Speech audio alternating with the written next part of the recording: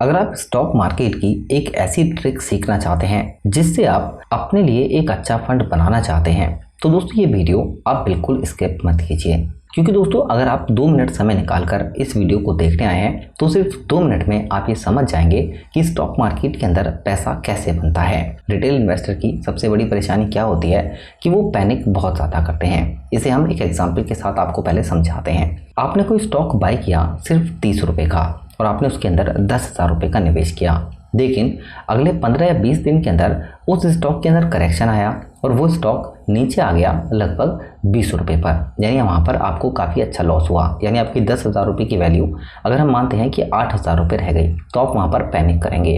लेकिन पैनिक करके आप क्या करेंगे कि उस स्टॉक को बेच देंगे और कोई दूसरा स्टॉक तलाश करेंगे। जबकि अगर हम बात करें बड़े इन्वेस्टर की तो वो क्या करते हैं कि किसी भी एक स्टॉक में उन्होंने पैसा डाला, उस पैसे को डालकर वो भूल जाते हैं। जबकि रिटेल इन्वेस्टर क्या करते हैं कि उसे डेली बेसिस पर देखते रहते हैं। अगर उनका नज़रिया शॉर्ट टर्म का होता है तब भी आपको पैनिक कभी नहीं करना है। क्यों? अब इस बात को समझ लीजिए। अगर आपने कोई स्टॉक बाय किया और आपने 20 दिन के अंदर करेक्शन पीरियड के बाद उस स्टॉक को बेच दिया और आपने 8,000 रुपये 10 की जगह निकाल लिए और आपने दूसरा स्टॉक चूज़ किया।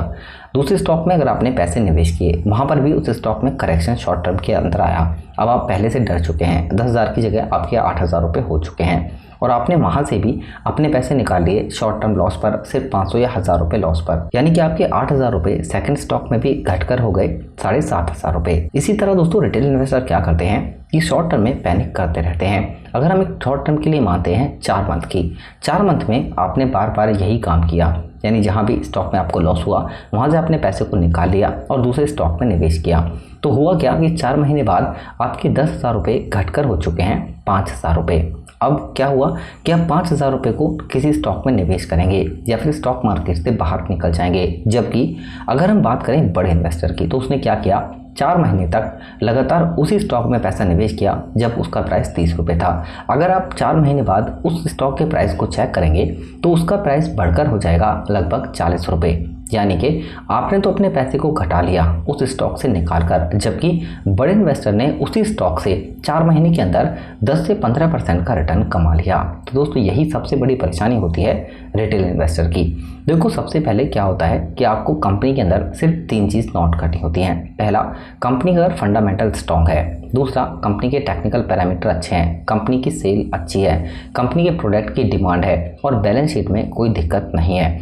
अगर ये 4 पैरामीटर आपने किसी भी कंपनी के चेक कर लिए और ये सारे पैरामीटर आपको अच्छे मिले, आप आंख बंद करके उस कंपनी के अंदर पैसे डाल दीजिए और उसके बाद आपको पैनिक नहीं करना है। सभी स्टॉकों में शॉर्ट टर्म के लिए थोड़ा बहुत लॉस ज़रूर दिखता है।